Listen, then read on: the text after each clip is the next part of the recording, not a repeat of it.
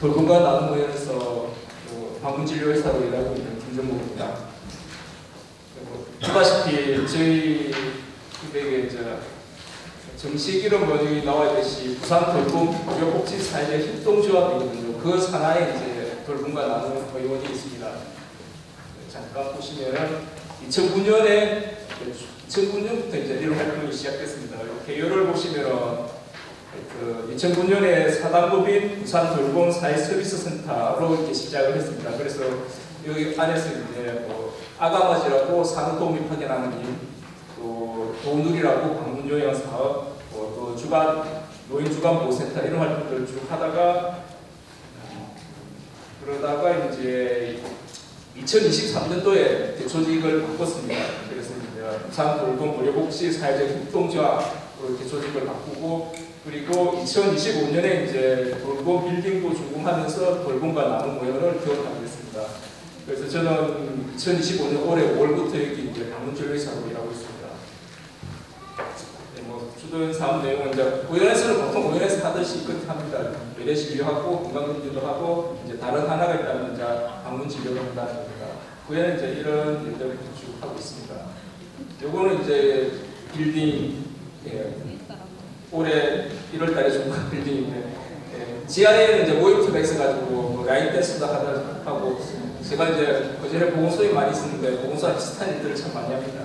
1층은 약국 있고 2층은 이제 주간보호센터하고 보건소에 보면 또 심리 안심센터가 있듯이 하니까 3층이 이제 의원입니다. 그래서 이제 의대 진료도 하고 있고 4층이 사무국이고 이제 5층에 가면은 6층 이렇게 있습니다. 의원은 이렇습니다. 의사가 2명 있습니다. 이제 저는 방문 진료를 하는데 가정의학과 선생님이 이제 있으면서 의대 진료와 또 건강검진 이런 것들을 쭉 합니다. 보통 의대에서 쭉 하고 있는데 이제 취약계층과 관련한 활동들이 조금 더 있습니다. 그래서 올해는 이제 학교 밖 청소년들 건강검진 사업을 이렇게 다 당시 했습니다. 그래서 한 62명 정도 건강검진을 했었고, 그 중에 한 3명 정도가 이렇게 가족성 콜레스테롤이 높다든지 또는 유전적 위축성 위염, 갑상선 이상 이런 것들이 좀 발견이 됐습니다. 그래서 오늘 이제 주택 활동은 이제 저희가 의료와 함께하는 통합 돌봄 모델 개발 및 지역화 사업 이런 얘기인데, 이 통합 돌봄과 관련해서 얘기를 좀 드리겠습니다. 이렇게 같이 했습니다. 또 지역 자활센터랑 이렇게 같이 했었고요. 보시면 알겠지만 우선 이제 대상자 모집을 이렇게 했습니다. 그래서 한 190명 정도 이렇게 모집이 됐던 것 같아요. 그래서 조사원들이 이렇게 쭉 나가서 조사했는데, 조사는 실제 조사는 한 150명 정도 했었고, 그래서 사례 판정회를 해서 지금 한 120명 정도를 선정했습니다. 여기 보면 이제 연제구 지역사회 기반에서 주로 연제구가 많긴 하지만 연제구가 아닌 분들도 있습니다. 그리고 이렇게 120명 정도 선정을 해서 주택의 현재 문제니까 밑에 나와 있듯이 건강지킴이 이를 타결을 했습니다. 건강지킴이는 이제 일반인들을 모집해서 교육을 해가지고 2주 1회씩 총 한 10회 내지 13회 정도, 한 5, 6개월 정도 이제 한 번씩 타결을 해서 저희가 이렇게 만든 운동하는 동영상이 있습니다. 그걸 가지고 가서 보여주면서 같이 운동하면서 이렇게 말걷동을 하는 이런 활동이 이제 가장 기본적인 활동이었습니다. 여기에 대해서 한 게 이제 방문진료, 청소, 구강관리, 위양관리, 저하운동, 또 주택 유지 관리 등등 있는데, 제가 여기서 이제 방문진료를 부분을 담당을 했습니다. 보시면 알다시피 지킴이 활동 해가지고 밑에 나와 있는데 같이 운동하고 그런 활동들을 한 겁니다. 그 외에도 이제 이런 활동들을 쭉 했는데, 여기 보면 이제 방문 구강관리 같은 경우는 대상자가 한 20여 명 됐는데 한 2회 내지 4회 정도 나가서 했었고, 그리고 재활운동 같은 경우에도 대상자가 한 20여 명 됐습니다. 그래서 한 2회 내지 4회 정도 가서 이렇게 재활운동을 작업치료사 가서 가르쳐주고, 그리고 또 이제 방문진료도 같이 했습니다. 현재 저희 같은 경우에는 이제 주치의 등록되어 있는 분이 여기는 13명인데 오늘까지 하면 한 17명 정도 이렇게 등록돼서 장애인 주치의로 등록되어 있습니다. 그래서 이거는 아까 얘기했듯이 주동기는 이제 건강지킴이를 훈련해서 이분들이 나가서 이제 2주 1일 나가서 이렇게 이제 동영상을 보여주면서 같이 운동하는 거거든요. 그래서 한 31명 수료했는데 중간에 이렇게 빠지신 분들을 보여서 한 15명 정도 이렇게 쭉 활동을 했습니다. 이런 교육들을 쭉 했다는 것이고, 그 다음에는 이제 여기 건강실천단이라고 있습니다. 건강지킴이는 건강이 안 좋으신 분들 이렇게 찾아가서 이주에서 찾아가서 하는 건데, 건강실천단은 건강이 안 좋은 사람들 모아서 자기가 자기 건강을 지키기 위한 활동을 했습니다. 주되게는 이제 그 지역 자활센터에 참여하는 자활기업에 참여하시는 분들인데, 이분들이 건강검진도 잘 안 하시고 또 이렇게 건강관리도 잘 안 하시고 했더라고요. 대략 한 40여 명 정도인데, 그래서 8주 동안 매주 1회씩 모여서 했습니다. 그래서 제일 처음에 이제 먼저 이렇게 간단한 이제 검진을 했거든요. 그래서 우리가 뭐 혈압하고 또 혈당 대신에 이제 당화혈색 검사하고, 콜레스테롤 검사하고, 인바디 검사하고, 요 결과를 가지고 이제 쭉 상담을 하고, 그리고 이제 주 1회씩은 이제 우리 그 담당자들이 있어서 찾아가가지고 같이 이제 뭐 운동을 하든 뭐 건강관리에 대해서 얘기를 하든, 또 각자에게 뭐 미션을 줘가지고 일주일 동안 뭐 하도록 하고 그걸 관리하게 하는 활동을 했습니다. 해보니까 이게 저희가 검사해보니까 중성지방이 정상이 150인데 어떤 분은 이게 700이 나오더라고요. 또 어떤 분은 1200이 나오고 이런 분들이 계시더라고요. 그래서 어쩌다 뭐 그런 분들 발견해서 그런 분들은 이제 약 먹으면서 건강관리를 하도록 하고 있고, 이런 활동도 같이 있었습니다. 그분들 이렇게 쭉 활동하시는 모습인데, 이렇게 8주 동안 이제 이런 활동들을. 그래서 사실은 이 활동은 우리 안희영 소장님 계시지만 보건소 마을건강센터에서 활동하고 대단히 참 비슷한 활동입니다. 좀 비슷한 활동을 했습니다. 그 다음에 이제 주거환경 개선 뭐 이런 사람들도 있었고, 그 다음에 뭐 이 결과에 대해서 하여튼 뭐 신라대 복지학과 교수님 또는 부산대 그 예방의학 교수님들이 하여튼 보고서를 낼 예정입니다. 이렇게 돼서 이 정도가 이제 통합돌봄 사업의 내용이고, 이 전 사업에 대해서 사실 저는 잘 모릅니다. 이게 저는 전체 사업이 억수로 크고 방대하고, 저는 여기서 주로 이제 방문 진료를 담당했는데, 제가 방문 진료한 그 사례들 몇 가지를 얘기하고 마치겠습니다.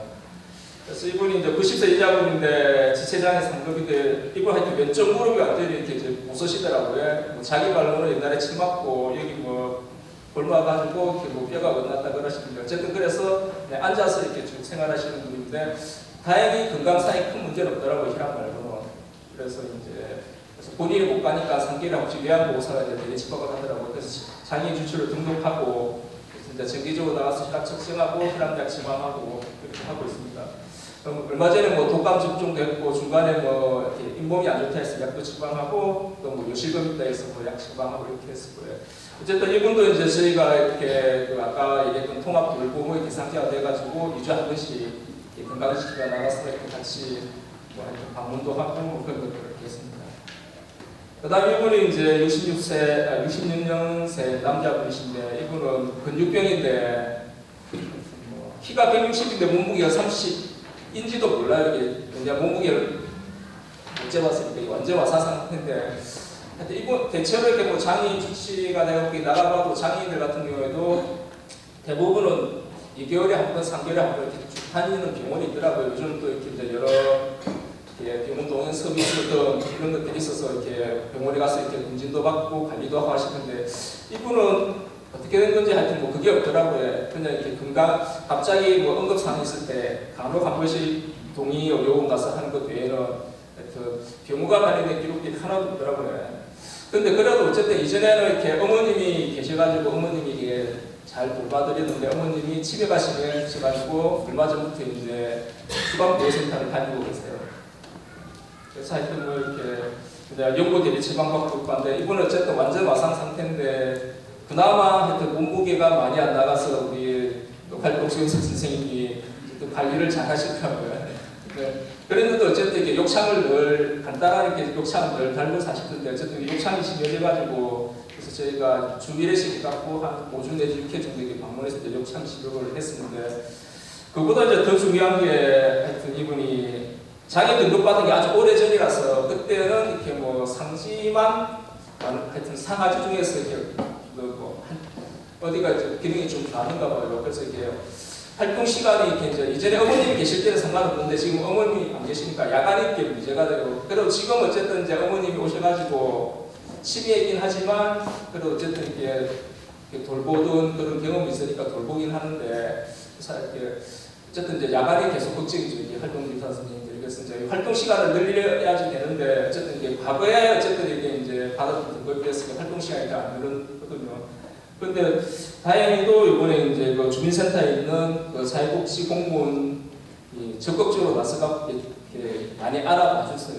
많이 알아봐 줘가지고 그래서 그 주민센터 공무원하고 뭐 저희 그 방문간호사쌤하고 또 우리 활동교사님하고 같이 모여서 의논도 하고 협의회도 가지고 그래갖고 이제 알아봐 줘가지고 어쨌든 이제 그 누님이 이제 서울에 사시는데 서울에 사시는 누님이 이제 어쨌든 내려와가지고 뭐 사도교원에 아마 입원해서 이렇게 제대로 이렇게 이제 검사도 받고 제 판정도 받고 이렇게 했거든요. 그래서 뭐 저희 같은 경우는 이제 뭐 필요한 뭐 소견서라든지 이런 것들을 했는데 그래서 아마 이렇게 다행히 이제 이분은 그나마 이렇게 누님이 서울에 집 와서 이렇게 해줘가지고 근데 누님보다도 더 중요한 거는 사회복지 공무원이 적극적으로 와서 사실 누님 그 활동 보조사 선생님들도 그렇고 이렇게 좀 했으면 좋겠는데 어떻게 할지 모르고 어떻게 해야 될지 몰랐는데 그 사회복지 공무원이 적극적으로 나서더라고요. 그래서 이 부분이 참 이게 주민센터의 사회복지 공무원의 역할이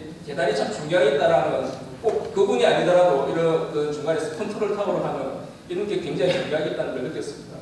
이건 약간 다른 케이스인데 55세 여자인데 이분도 어릴 때부터 이제 뭐 예성마비였던 것 같습니다. 직장이 지치장인데 등록이 1990년에 했으니까 한 30년, 35년 전에 했잖아요.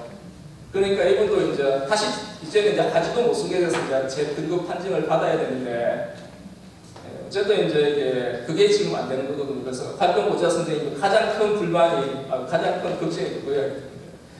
어쨌든 이제 뭐 저녁에까지 봐주고 가는데 그 외에 또 걱정이고 그보다 더 큰 걱정은 뭐냐니까 병원에 한 번씩 가야 되는데 두리발을 이용하고 싶은데 두리발 이용이 안 된다는 왜냐니까 등급이 지금 낮아가지고 그래서 한 번에 이제 이렇게 등급을 받고 싶어서 이래저래 수소문해서 이제 그 뭐 광안에 있는 어느 병원에 갔는데 그 병원에서 보호자 있느냐 또 입원해서 이렇게 뭐 검사를 해야 되는데 병원비가 있느냐 하니까 이제 보호자가 이렇게 여기 오빠가 여기 있는 오빠가 대전에 사는데 다행히 앞에 보는 누님이 그래도 관심이 있어서 며칠 휴가 내고 내려서 뭐 병원비 등을 비롯해서 이렇게 해줬기 때문에 다행인데 오빠가 이렇게 뭐 동의를 안 하니까 보호사 쌤이 이걸 할 수가 없잖아요. 그래서 어쨌든 이게 좀 나이가 세월이 지나면서 장애 등급이 높아져서 재등급을 받아야 되는데 그나마 이렇게 가족이 좀 챙겨주면 모르겠는데 그렇지 않으면 실질적인 보호자는 활동 보조 하시는 분이 보호자인데 그분을 통해서도 이렇게 뭔가 할 수 있도록 좀 더 이렇게 등급이 좀 신속하게 또는 비용 문제라든지 이걸 해결할 수 있도록 그런 걸 지역 장애인 보건의료센터에서 좀 대책을 마련해야 되지 않겠느냐 아니면 뭐 부산시든 그런 생각이 좀 듭니다. 이분은 그냥 사고로 이렇게 목 이하가 이렇게 좀 마비해서 이런 분인데 어쨌든 뭐 등록하고 뭐 필요시 저희가 이제 뭐 약 처방하고 했는데 이건 어쨌든 이제 구강 관리 문제가 있어가지고 저희가 아까 통합돌봄구에서 이제 방문 구강 관리 서비스 연결시키고 이분은 이제 49세밖에 안 되죠. 이분은 아주 나이가 얼마 안 되는 여자분이신데 허리 수술했는데 이게 수술이 좀 잘못됐는지 어찌됐는지 수술 이후에 안 좋아서 또 수술하고 또 수술하고 3번에 했는데도 굉장히 허리 통증 때문에 생활이 이제 망가진 분이죠. 이것 때문에 이제 본인도 통증이 심해서 거의 그냥 뭐 집안에만 있었거든요. 근데 또 한편으로 또 집이 아주 가파른 곳에 있어요. 그래서 허리가 아파서 이렇게 자기가 집 밑으로 내려가지 못해요. 하루 종일 집안에서 뭐 고양이 하고 있거나 아니면 집 앞 문 앞에 있는 조그마한 비트까지는 넣을 수 있거든요. 어쨌든 뭐 이것 때문에 우울증도 있고 그래서 자살 시도도 하고 이렇게. 어쨌든 이제 이분 같은 경우에도 저희가 어쨌든 아까 얘기했듯이 작업치료사 분하고 연결을 했어요. 아까 그 사업 중에 이제 한 4분 정도 방문해서 하는 게 있어서 어쨌든 그래도 이제 뭐 주 2회 가사 서비스 정도만 받는 분이었는데 이래저래 이제 사람들이 방문해서 같이 도와주고 해서 이렇게 뭐 얼굴 표정도 발려가지고 하긴 했지만 이게 끝나고 나면 다시 이제 자기의 삶의 일상으로 다시 돌아갈 수밖에 없지 않습니까? 그래서 하여튼 뭐 우리가 이제 뭐 사례회 할 때 작업치료사 담당했던 분한테 이렇게 이제 물어봐서 이분 같은 경우에는 어느 정도 이렇게 연속으로 하면은 이렇게 어느 정도 이렇게 기능 회복이 가능하겠느냐 물어보니까 뭐 주 1회씩에서 한 10달 정도 이렇게 쭉 하면은 좀 가능할 수도 있겠다 그런 얘기를 하더라고요. 근데 그 얘기를 들으면서 이제 하여튼 드는 생각이 우리가 처음 이제 계획할 때 이제 뭐 그냥 작업 치료 같은 경우에는 하여튼 사회 정도로만 잡았는데 그럴 게 아니라 필요한 부분에 대해서는 4회 이상 이분 같은 경우에는 뭐 그렇게 하면은 거의 한 12회 내지는 한 16회 정도 이렇게 한 3, 4개월 쭉 할 수 있도록 또 할 수 있게끔 그렇게 했으면 이분의 삶이 어떻게 됐을까 그런 고민이 들더라고요. 그래서 이렇게 좀 그냥 일률적으로 할 게 아니라 뭐 지역사회 재활과 관련해서 공소회도 많이 하잖아요. 대체로 좀 일률적으로 하는데 그럴 게 아니라 대상에 따라서는 좀 과감하게 우리가 좀 할 필요가 있지 않겠느냐 그런 생각이 들었습니다. 그래서 뭐 결론 및 제안으로는 어쨌든 하여튼 지역사회 재활 사업이 필요한데 어쨌든 이게 뭐 보건소나 지자체의 관심이 필요하지 않겠느냐. 어쨌든 이렇게 형편이 괜찮으신 분은 이렇게 병원을 통해서 방문 제한을 받으시거든요. 그분들은 이제 그렇게 하시면 되는데 이제 형편이 어려우신 분들이 문제죠. 그런 경우에 이제 이렇게 방문 제한을 어떤 분은 뭐 3, 4회만 해도 되지만 앞에 얘기했던 그 의자분 같은 경우에는 뭐 석 달, 몇 달 이렇게 쭉 받아야 되는데 그러지 않으면 이제 그게 비용이 수반되는데 뭐 광주광역시 같은 경우에는 그렇게 한다고 하더라고요. 지자체에서 예산을 마련해서 지원을 해주고 그래서 그거에 따라서 뭐 보건소든 아니면은 광주에 있는 의료사회지역협동조합에서 나가지고 한다고 하더라고요. 뭐 이런 게 좀 필요하지 않겠느냐. 그리고 뭐 방문 보관 관리는 이거는 하여튼 그나마 이렇게 장애인 주치 같은 경우에는 이제 등록한 곳은 많아도 이제 뭐 부산에 내국 지구밖에 없다고 하는데 그 치과 같은 경우에는 등록한 곳은 많지만 방문하는 곳은 한 군데도 없으실까요? 부산 의료원도 치과가 방문하지 않죠. 아마.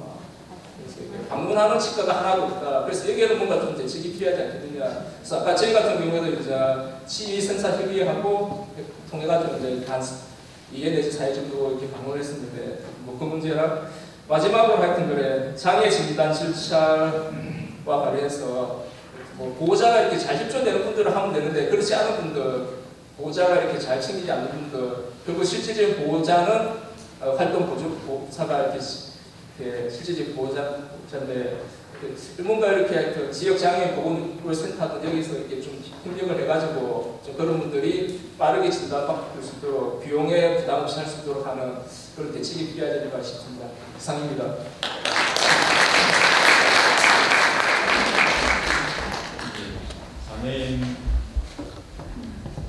장애인 통합돌봄을 몸소 실천하시면서 그 사례를 발표해 주신 김종목 원장님께 다시 한번 큰 박수 부탁드립니다. 네, 우리가 그 통합돌봄 중에서 가장 중요한 게 장애인 주치인데 그걸 미리 실천하시면서 이렇게 하신 것 같습니다. 그래 들으면서 뭔가 확 풀려야 되는데 들으면서 아 이게 정말 쉽지 않구나 그 생각만큼 드는 것 같습니다. 자, 그 시간 관계상 짧게 한 분만 뭐 질문을 받도록 하겠습니다. 예. 안녕하십니까. 저는 부산대학교 병원 사회복지사 김은숙입니다. 평소 그 의료복지 사회협동조합에 대해서 관심이 많았는데 오늘 이렇게 하시는 일을 들으니 참 인상 깊었습니다. 제가 궁금한 것은 두 가지가 있는데 건강지킴이 교육을 하신다 하셨는데 이분들이 자원봉사자의 개념인지가 궁금하고 두 번째는 그 돌봄위원회에서 사회복지사가 필수 인원으로 알고 있는데 거기에 지금 인원의 필수 인원으로 사회복지사가 없더라고요. 그게 내 질문하겠습니다. 감사합니다.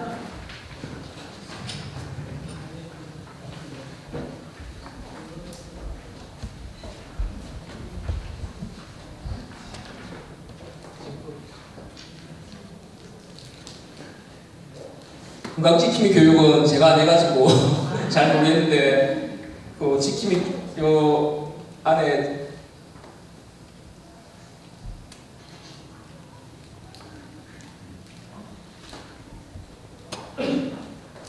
여기 지킴이 교육 내용이 있거든요. 뭐 건강을 위해 노인의 특성, 뭐 하여튼 이런 교육들을 제가 직접 하지는 않았고 이렇게 했습니다. 그리고 아까 사회복지사 얘기를 하셨는데 현재는 저희가 이제 장애인 주치만 하거든요. 장애인 주치에는 사회복지사가 없어도 돼요. 그런데 이제 저희가 부산 돌봄 의료복지사회적 협동조합 안에 있는 의원이라서 저희 이제 그 의료사회적 협동 의료사회적 협동조합 안에는 다양한 사회복지사분들이 많이 있거든요. 그래서 이제 이 사업들을 이제 같이 하게 된 거죠. 그래서 보시면은